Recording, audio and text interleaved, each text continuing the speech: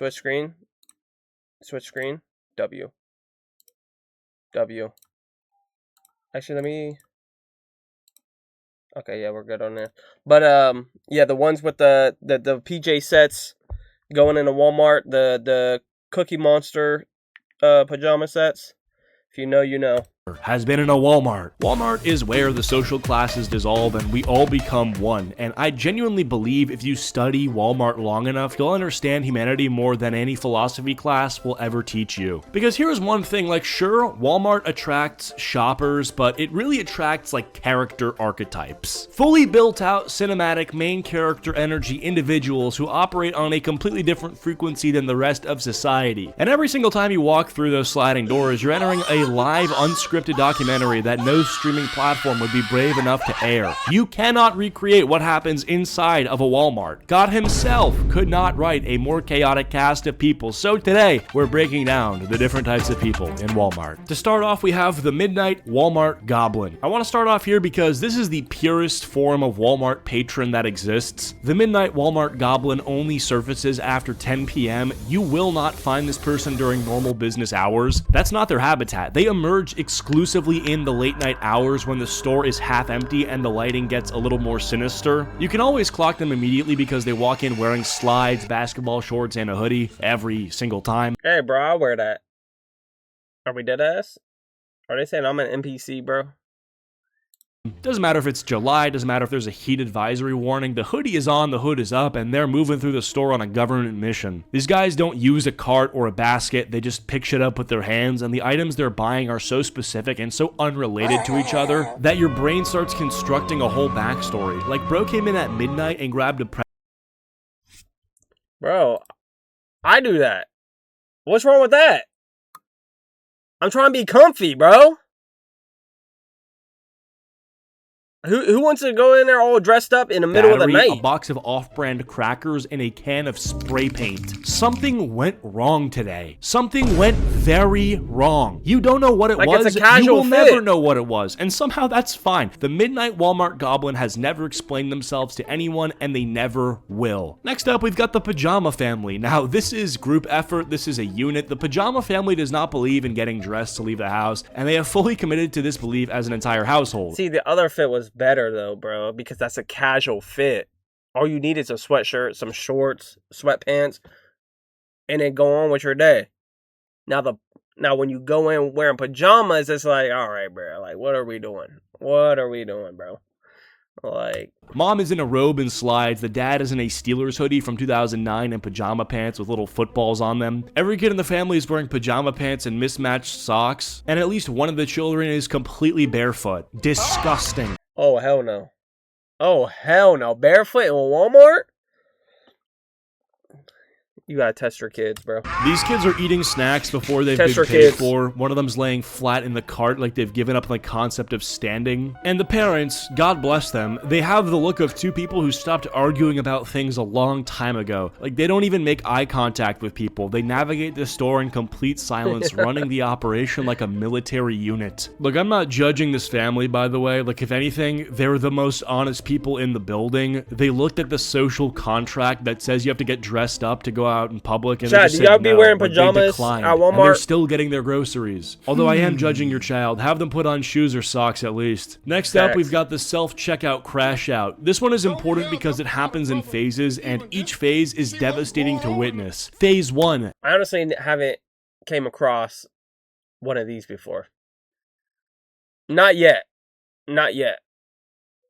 They walk up to the self-checkout machine with the confidence of someone who has done this 1,000 times. They scan the first item and it goes perfectly. They're moving quick and they feel good. Then the machine says, unexpected item in the bagging area. And you see this person hear that message and you feel the tension rise, like something behind the eyes. They remove the item and then scan it again. The same message. They try a different angle. The same message. Now they're looking around like they're checking to see if anyone's seeing this, like any employees watching. They're not doing anything wrong, but they feel like they are, and they start like kind of whispering to themselves and muttering. They let out one of those loud sighs to like alert the entire self-checkout area that they're discomforted. Like they're personally offended by this machine and they feel targeted. Then one of the attendants walks over, presses one button, and it's fixed in literally... To be fair, bro. To be fair. Why is there self-checkouts? This is why people in the job industry are lacking jobs, bro. There is 10 checkout aisles. None of them are open. But there's 15 self-checkouts that are open, bro. What are we doing? Give people jobs back, bro. They need to work. 2 seconds. And the guy who was pissed off that his self-checkout experience took double the time it should have is just standing there in silence, processing that all the chaos was fixed with one button press. Then we've got the coupon general. I've got the most complicated feelings about this guy because on one hand, this is someone who has done the research, like they've prepared, walked into the Walmart with a system and they're executing it. On the other hand, I cannot stress this enough. They are holding up the line, arguing about 87 cents. And there are 6 people behind him who just want to get home. The coupon general usually has a binder, like a full-on binder, organized by category. Like they know all the policies that Walmart has about coupons better than the assistant manager does. They will quote it to you. They will show you the printed PDF about the rules and have receipts from previous visits to support their case. These people are not leaving without getting this deal because of the principle of the matter being too important to them. And the poor cashier that has to deal with this person looks like they want to leave their body. Most of the time, this cashier will just like give up halfway through and just kind of hope the person's being honest about their coupons, but sometimes they have to call over a manager. The manager also looks like they want to leave their body, and the coupon general is standing there completely composed, like an immovable object, like a boulder. And it's so hard to be annoyed by this person because they're usually always right about the coupons. Like, yeah, they earned those 87 cents, but now we all have to kind of suffer for it. We've also got the returns desk warrior, and this guy's got an aura that I can't fully describe, but I'm gonna try. It's the energy of someone who knows they don't have the receipt, they know that the item they're returning is used and they have no packaging and it's probably damaged, but it's like this deep confidence that they're going to get a refund and that it's all gonna work out. They put their item on the counter and the employee looks at it, they look at them, and there's like this awkward silence. The returns desk warrior stares back with full eye contact and complete composure. They know the employee can't deny them even though they want to badly. The employee questions whether they have a receipt, and the warrior will either produce a receipt from 6 months ago for a different item or simply say they don't have it and move forward like that changes nothing. The confidence is so inspiring. Like if you could bottle that and apply it to job interviews or difficult conversations, you would be fucking unstoppable. The problem is it's being used entirely to return a 3-year-old air fryer that is clearly broken in a way that wouldn't happen in transit. And we've also got to mention the electronics section hostage. Like there's a specific kind of suffering that exists in the Walmart electronics section, and it belongs entirely to the person who just needs a phone charger or a pair of cheap earbuds and has made the fatal mistake of needing one that's locked behind the glass. Bro, I fucking hate that, bro. Dude, I just had to go get these earbuds, bro. They were $8 locked behind a case. What am I gonna do if I stole these earbuds, bro? Okay, the Apple earbuds, you know, the $100 ones. Okay, well, you know, keep them behind a case. Who fucking... Bro, these was like $7 to $8, bro. Locked behind a case. I had to go search for somebody to unlock the fucking... the case, bro. Like, you know how annoying that is? For $7 to $8 that I could have probably went to like the dollar store and got... glass case. If you press the help button, nothing is going to happen until you find an employee in a nearby aisle and they tell you someone will be right with you. Like, no one's coming. You have to wait 5 minutes just to press the button again. You're staring at this charger through the glass case like it's a relic in a museum. You can see it, you just can't have it. You're standing there longer than you've spent with some people in your life, and eventually someone does show up, but it's not the electronics person. It's just a general employee who also doesn't have the key and needs to find someone else. And that person takes another 7 minutes. By the time the case gets unlocked, you've been in the Walmart electronics section for 25 minutes to buy a $14 item, and you leave looking like someone who just got out of a long flight. The charger wasn't even that good quality, and you'll probably end up breaking it in a week, but you committed, and that's all you can really do. Then, of course, you've got the cart rider. Oh my god! Scooter carts exist for people who need them. Like, and I'm sorry, but they're usually overweight. Get your ass up, bro.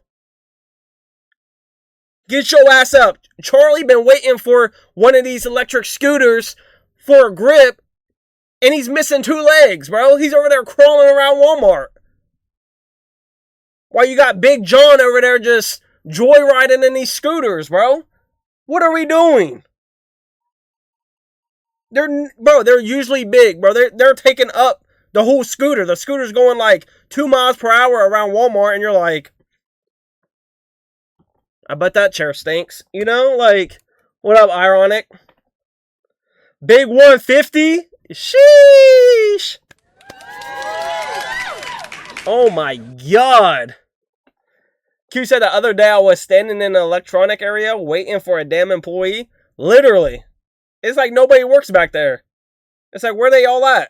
That is their purpose. They're a genuine accommodation for the disabled. And then there are the cart riders who spotted one with full battery and made the decision to drain that shit to zero. Usually a teenager or someone who should absolutely know better. The cart rider treats the Walmart floor like it's a race course. They are weaving through the cereal aisle at what feels like an irresponsible speed. They almost took out a display of paper towels near the entrance and barely reacted. They made eye contact with the toddler in another cart and neither of them blinked. These speed demons know that all eyes are on them and they don't give a fuck. They're going to do it again in the next aisle. Anyways, that's gonna be it. So next time you're in Walmart, just look around and you're gonna see some of— Damn, he didn't mention the overweight people that be on the scooters